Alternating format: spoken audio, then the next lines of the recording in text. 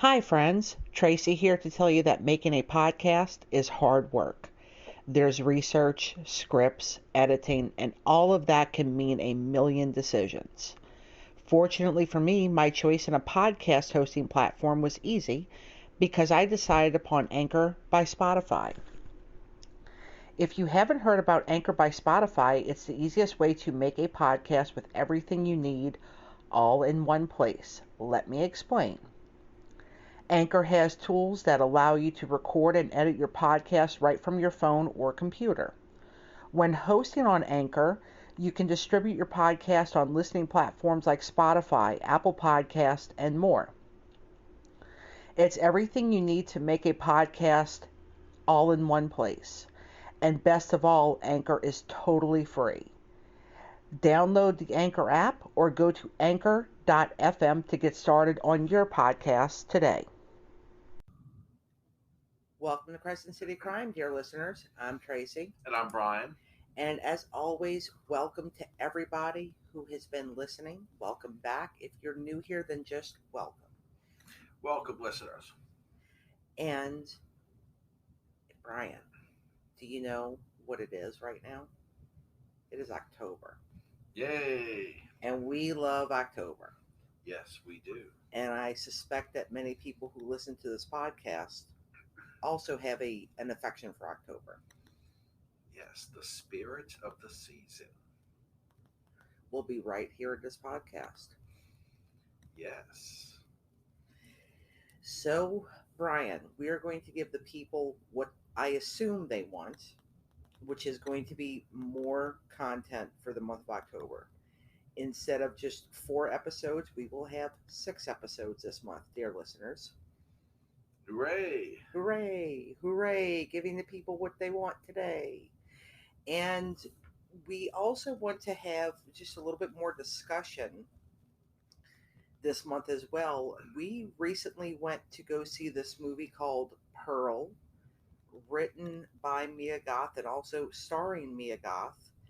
It's one of the most interesting movies I've seen in a long time, and it's certainly one of the best slasher movies I've ever seen.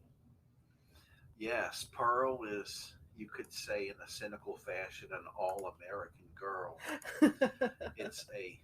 It's a very intriguing 1918 period type of movie that is centered around World War I and the influenza pandemic.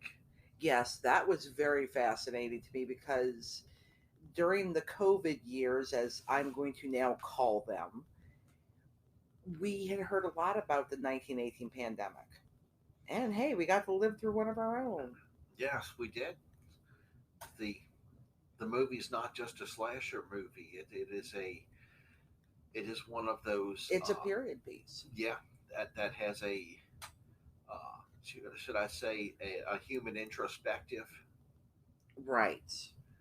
Meaning the movie asks you to basically take a look at yourself in these modern times through the prismatic lens of a farm girl from 1918. Which, I'm going to be honest, in real life, if I was in 1918 and I lived on a farm, it would just seem so horribly dull. So, and hard work. Yes, Pearl wants to be so much more than just a farm girl.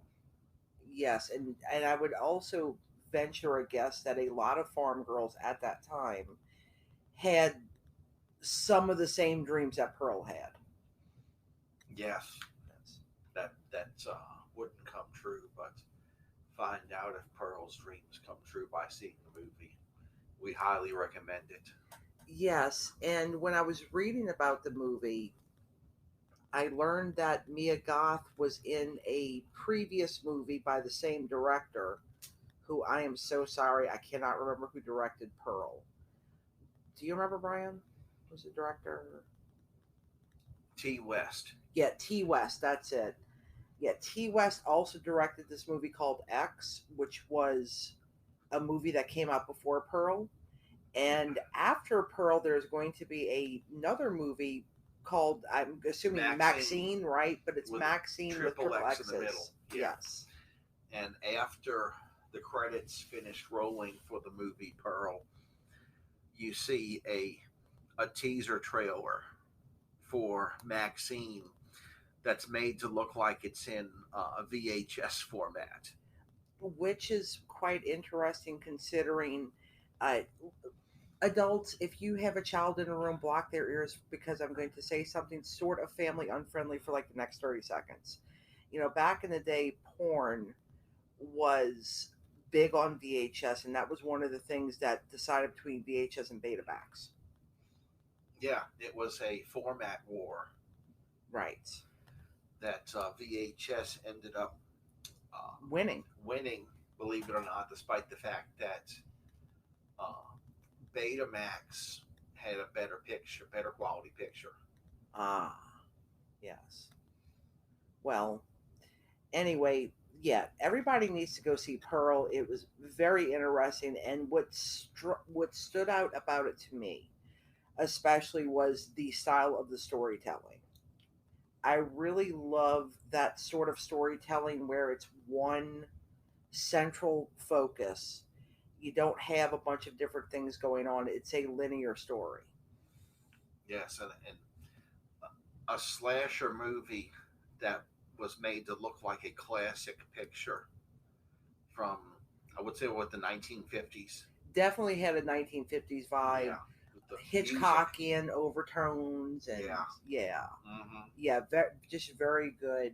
Yes, everybody go see Pearl, but don't bring your kids because it's definitely not a movie for little ones. No. Excellent story that really has a point. The movie's very layered, and I've already seen it twice. I saw it once, using my AMC Stubbs A-list membership, and then I decided to surprise Tracy and take her to see it the second time. Yes, it was a great surprise. And it took me seeing it twice to understand the movie better.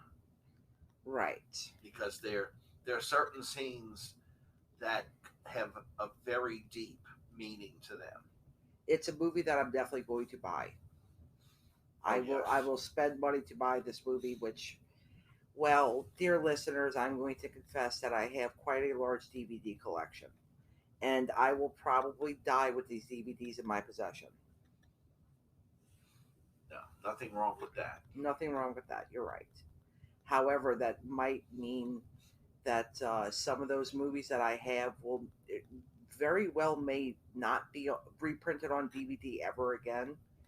So that could make some of them valuable. But they're out of the plastic and they've been watched. Oh no. Uh-oh. Maybe one of my inheritance can get 3 for 99 cents at GameStop or something. Yeah, too bad. My first copy of Star Wars Episode 4 on VHS was destroyed in Katrina. Yeah. So unopened versions or even open copies of those are selling for a pretty penny. I think I see recently that somebody sold an unopened copy. I think I saw that. Am I right or wrong? Do you remember seeing this? Yeah. Yeah, okay. I don't remember what it sold for, but yeah, it was quite a bit. Was it $3,000 or was it more than that? I think it was at least 3. Yeah. Yeah. So everybody out there, when you buy a toy or a DVD, don't open it. Don't watch it. Don't play with it. Stick it in your closet. Leave it there forever. Yeah, unopened Nintendo games go for quite a premium. You mean the original NES? Yes. Yeah. I definitely had one of those, and of course I had Duck Hunt and Super Mario Brothers. The Godzilla game was a lot of fun. Never played the Godzilla game. Oh, I played a lot of Double Dragon, though. Oh, yeah, me too. Yeah. Well, are you ready to actually get into this month? Ready? Yes. You ready? Okay. So, because it is October, dear listeners, we're going to be a little bit darker, a little bit more grimmer, and we're going to have a ghost story or two because you must have ghost stories in October. Oh, yes. Yes. But tonight's story is going to strongly resemble the serial killer movies that I very much enjoyed as a teenager. Things like Scream, I Know What You Did Last Summer, that sort of thing. But unfortunately, the story is not fiction, and these are real events that happened, and the people who experienced them, some of them, many of them are still alive, and many of them still live in the town that this happened in. But we're going to start in 1943, Indiana. A man named Robert Hohenberger was born. Not much is known about his early life, but a few years after his birth, his family moved to Riverside County, California. As an adult in the mid 1960s, Robert enlisted as an auxiliary police officer on a voluntary and unpaid basis. Oh, like I did for a time. Well, except I'm happy to say, Brian, that your life is going to turn out a lot better than his. His duties included patrolling the streets in his free time from his main job, as well as monitoring the protection of citizens' rights and public order. Using his official position, he began to carry out attacks on young girls and women. Oh, my. Yes. Oh, boy. In 1966, he was arrested on charges of raping a woman at gunpoint.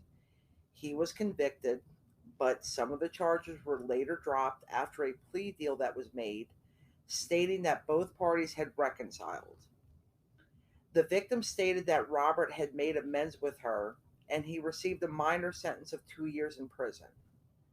And upon his release, he left Riverside County and moved to Orange County. And Brian, do you think he straightened up and flew right and his life was wonderful after that? No. Sexual predators continue on with a pattern of behavior. That they do. Their needs are never satisfied. Never. So in 1971, Robert Hohenberger was again arrested in Laguna Beach for kidnapping 2 girls at gunpoint. He was found guilty and sentenced to life imprisonment, but with a possibility of parole after 6 months. Explain that to us, Brian. Why would they sentence somebody to life in prison and then give them the possibility of parole after just 6 months? Simply because that law allowed it. Wow, that's sad. Because of course the penalty phase for for a trial, that's where a judge or a jury gets to consider the circumstances. After you're found guilty.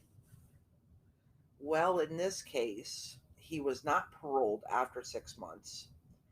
He was in San Quentin State Prison, and by 1974, he established himself as a model prisoner and was transferred to a cell with less security. But on April the 12th, 1974, guess what happens? He escapes. He escapes. You are correct. Yeah, of course. He was a model prisoner because he didn't have any little girls to victimize in jail. Oh, but he immediately victimized somebody after. Of course. He kidnapped a 20-year-old man named Richard Dubois and his wife Victoria and forced them to take him to Modesto, where a friend of his lived. Modesto. Well, which more infamously in more recent years is where Lacey and Scott Peterson lived. So for those following at home, if you're familiar with the Lacey Peterson case, then Modesto is going to ring bells for you. But this is not Lacey and Scott Peterson. It's not about this today. However, Robert was unable to locate the house. He demanded the hostages take him to Los Banos. While refueling a car at a gas station next to the I-5, Richard and Victoria managed to flee, and they reported the incident to the authorities. Hohenberger was captured a few hours later and extradited to Marin County, where he was found guilty of escaping from detention. Then, after all that, 2 kidnappings, an escape from prison. He was paroled in August of 1977. Wow. He returned to Riverside County, where he started to commit crimes again. Yeah, he just didn't spend enough time behind bars to rethink things and try to change, as if that's going to happen with a sexual predator. Unfortunately, you're right, because in October of that year, he abducted a girl from Palm Desert and he beat and raped her. She survived and reported the attack to the police. And in the following months, the victim identified Robert Hohenberger as her attacker. As a result of her identification, Robert Hohenberger was put on a national wanted list. And upon learning this, Robert fled California in January of 1978, succeeding in evading capture by the California state authorities. We're going to pause here for a quick ad break.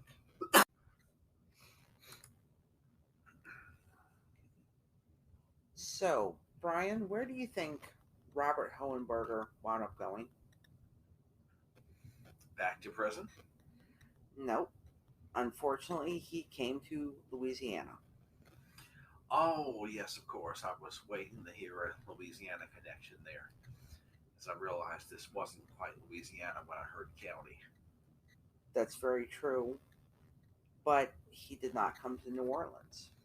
Instead, he went to the small town of Bayou Vista, which is in St. Mary Parish, and he adopted the pseudonym Frank Henry Green. Huh. If you look at a map of Louisiana, New Orleans is on the eastern bend of the Mississippi River. And the route from New Orleans to Bayou Vista takes you more towards coastal Louisiana. And this section of Louisiana consists of a cluster of small towns that are close to the Gulf of Mexico. And right next to Bayou Vista is Morgan City. And this area is about 90 minutes away from New Orleans. This is a place that I've very rarely been to in my life. What about you? Yeah, don't really recall Morgan much, if anything, about Morgan City. In Bayou Vista, Robert Hohenberger worked for a welding equipment supply company, but he frequented Morgan City. It was during this time that teenagers started disappearing in Morgan City, Louisiana. And it is called Morgan City, but y'all, it's not really a city. It's a city that's smaller than New Orleans, and New Orleans is not a very large city. This is the sort of place where everybody knows everybody. This is a community that is very involved with each other. So when teenagers go missing, people definitely notice, and they notice on a scale of a whole city. They may have noticed that it started when this guy showed up as well. Well, the first to go missing was 16-year-old Mary Lee Roderman. She disappeared on March 2nd, 1978, while she was going to a store to shop. And a few hours after her disappearance, her parents were called by the kidnapper, who demanded $5,000 in ransom. To back his claims, the man allowed Mary to make a call to her parents, during which the girl confirmed that she had been abducted. The Rodermans turned to the police, but after that, no trace of either Mary or her kidnapper was ever found. On April the 27th, 19-year-old Bridget Cantrell's sons and 17-year-old Gordon Mark Canella went missing following a robbery at a store in Morgan City. While inspecting the premises, the police found the missing girl's handbag as well as an unfinished cigarette. A car and a pack of cigarettes that belonged to the girl were found in the parking lot. On May the 11th, 15-year-old Judy Adams and 14-year-old Bertha Gould went missing after attending a fair near the Central Catholic High School in Morgan City. Initially, both girls were considered runaways, but further investigation established that before disappearing, they had gotten into a car driven by an unfamiliar white man. After checking vehicle registrations in the area, the police identified Frank Green, but his real identity was revealed following an examination of his fingerprints. Yes. Okay, so the jig was up. They found out that Frank Green was in fact Robert Hohenberger. Yeah, fingerprints are the key to an accurate identification of someone. But the fingerprints have to be exact. Like they can get a partial match, but you really need to have it. How many? Do you know how many points it is? It's like so many points on the finger. Is it like a 10-point match or something like that? Is that right? I believe so. Yeah. So that needs to be like a finger or a thumb pressed on something fully. Well, right. Well, it's going to be when your fingerprints are taken versus what's on file. Like in my case, my fingerprints are on file because of background check for security guard, for police work, for United States Marine Corps. Right. In his case, it's because he's gone to jail. Exactly. Been arrested. During the investigation, the police interrogated Hohenberger's neighbor, 38-year-old Sidney Harris, who had contacted Robert and told him that the police were at his house. You believe that? You believe that, Brian? His neighbor decided to warn Robert that the police were looking for him. Apparently, he didn't know what it was about. Apparently not. The police. So this gave Robert an opportunity to flee, and his neighbor Sidney Harris was subsequently arrested and charged with harboring a fugitive. And Robert Hohenberger had once again slipped away, and he became the subject of a national manhunt. But it would not be too long after that, on May the 26th, that the bodies of Bridget Cantrell's sons and Judy Adams were found in a septic tank. Weights had been secured to their bodies, and there was evidence of abuse and strangulation. And that septic tank was on the property of the welding company that Hohenberger worked at.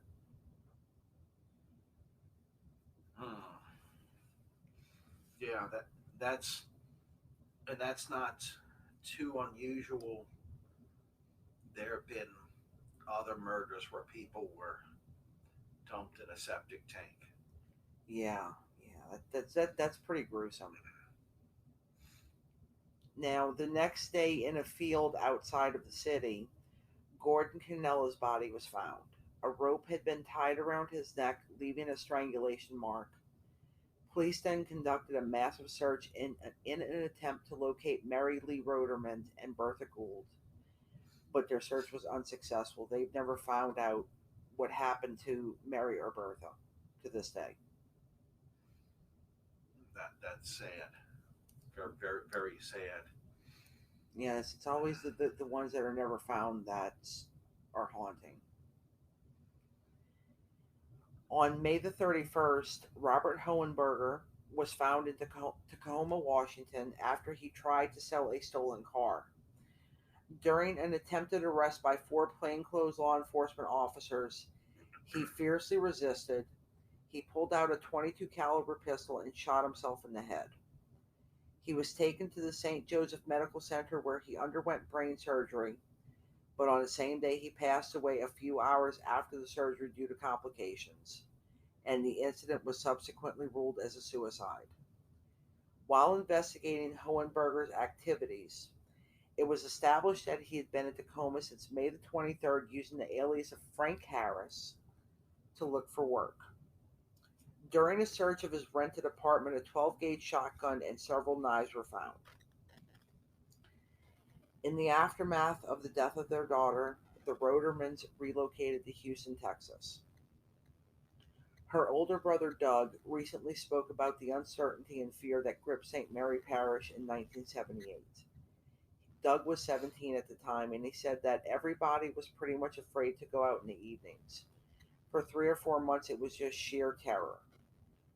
A St. Mary Parish detective named Duval Arthur said that Robert Hohenberger had been a policeman and he knew what it took to get control of someone. He also said that that Hohenberger was not one of those who would hide to do what he did. It was always in public, like gas stations or shopping centers. The abductions always took place on Thursday evenings, just after dark, in public.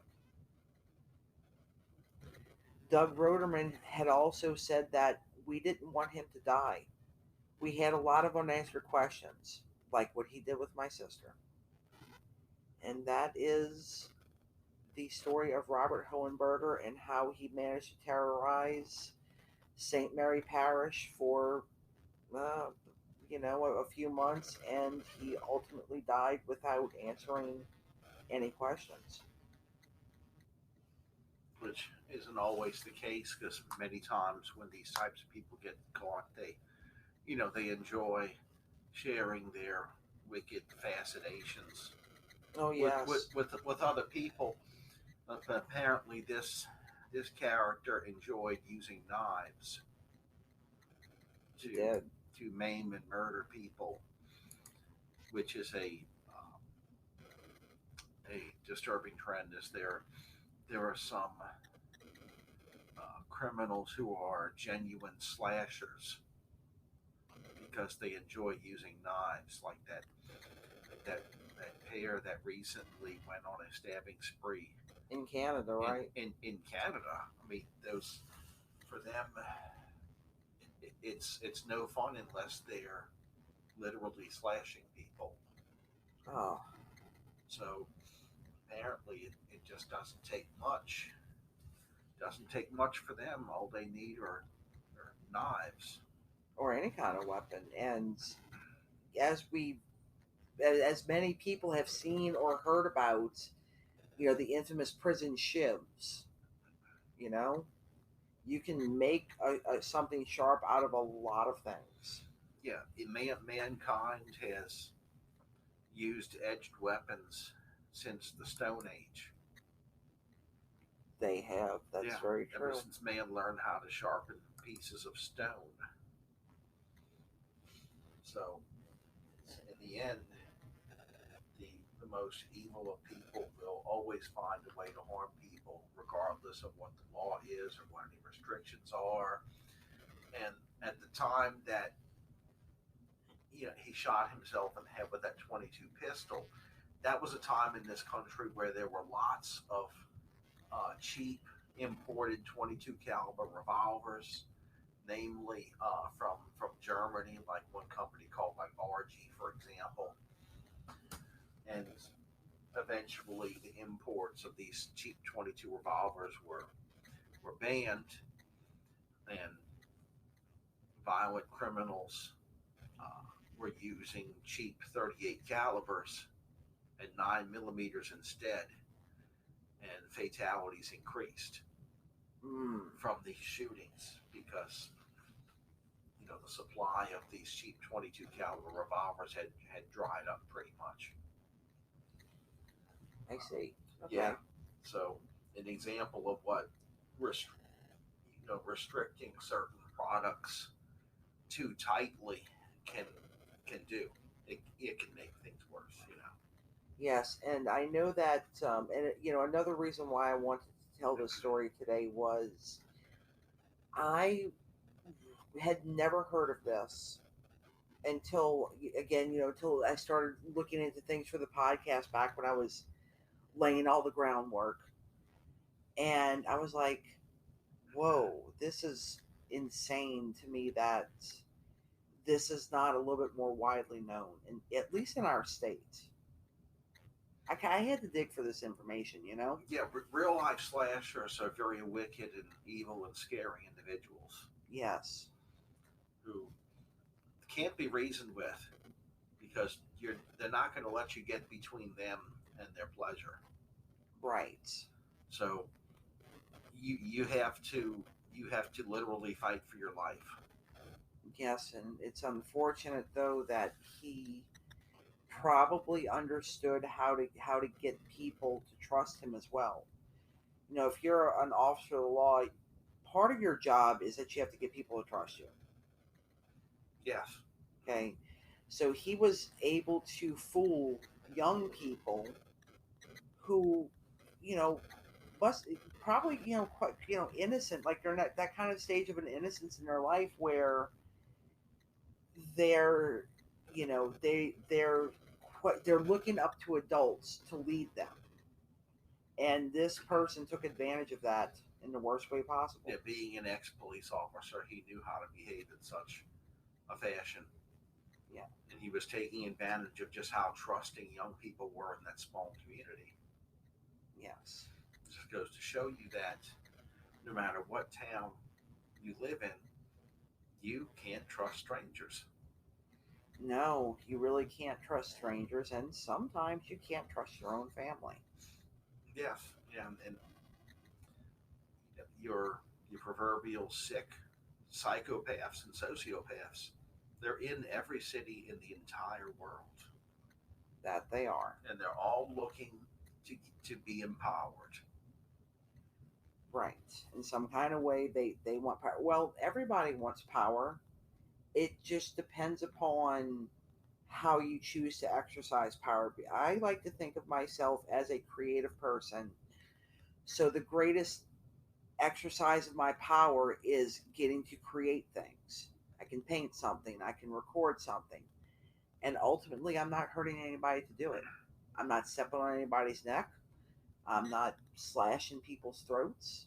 I'm creating something. Right. And you're not manipulating other people to do terrible things, No, right. that's going to be the next phase of my life. in the 60s. Like when I hit 60 years old, I'm going to have a paint army. Yeah. I'm going to manipulate young people into picking up paintbrushes and painting canvases. Groovy. Yes. Doesn't that sound scary? A paintbrush army. Brian, do you have anything else to add? Yes, beware of strangers who enjoy their knives too much. And also, be very aware, and this is everybody. If a police officer wants you to go someplace and they're not arresting you, don't get in the car. You don't have to. Unless you're under arrest, you do not have to go anywhere with a cop.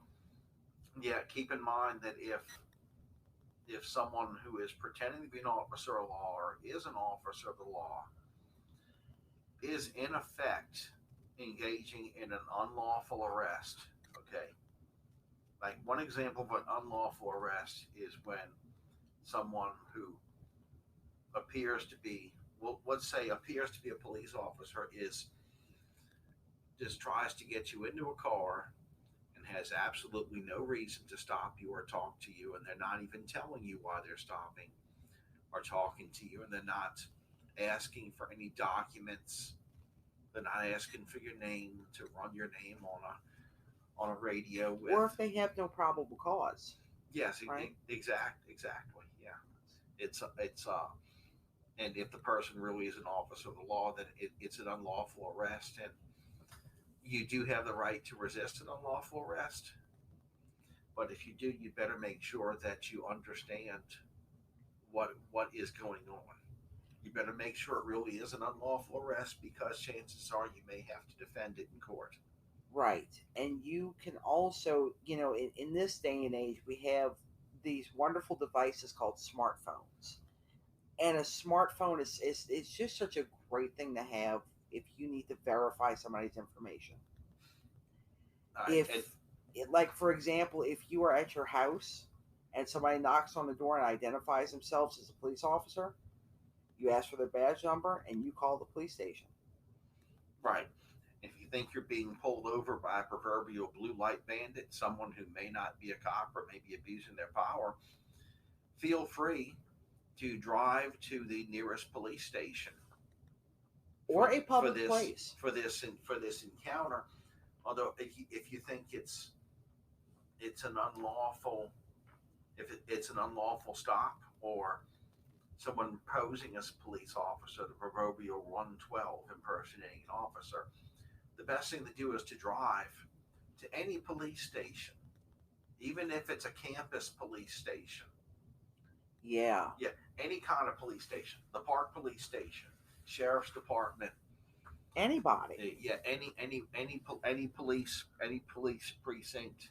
because they can all check on each other, That's right.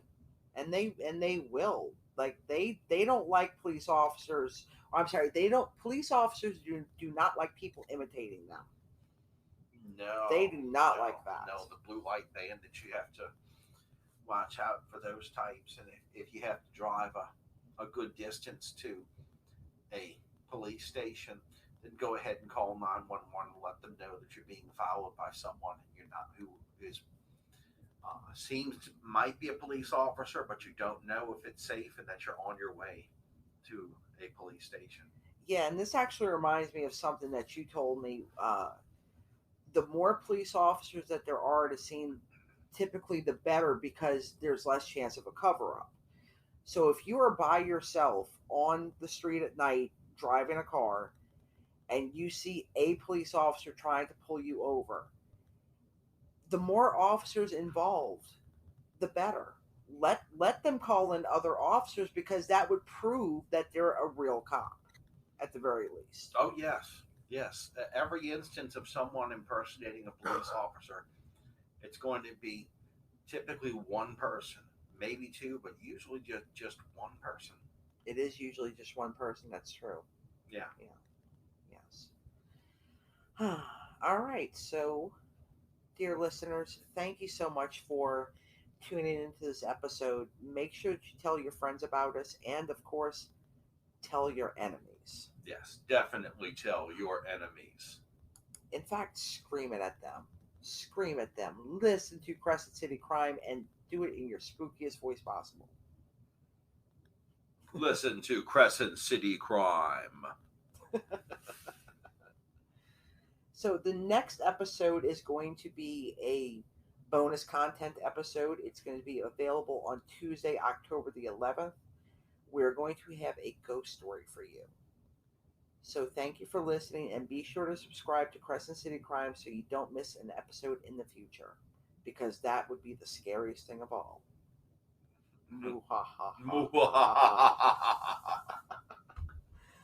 All right, everybody, remember, be safe, be kind. Remember that we're all human beings, and do not park next to vans. And if you're going to go trick-or-treating, make sure that you share your candy. No, don't share your candy. No. Be selfish. Keep it for yourself. Yeah, it only happens once a year. Free candy day, just once a year. The next day, half price candy day for adults, of course. For adults, yes. Yes. And if it's dark, it's dangerous, and you don't feel safe, don't be there in the first place. And if you're speaking to law enforcement in an official capacity, and you are not the victim or the witness to a crime, lawyer up.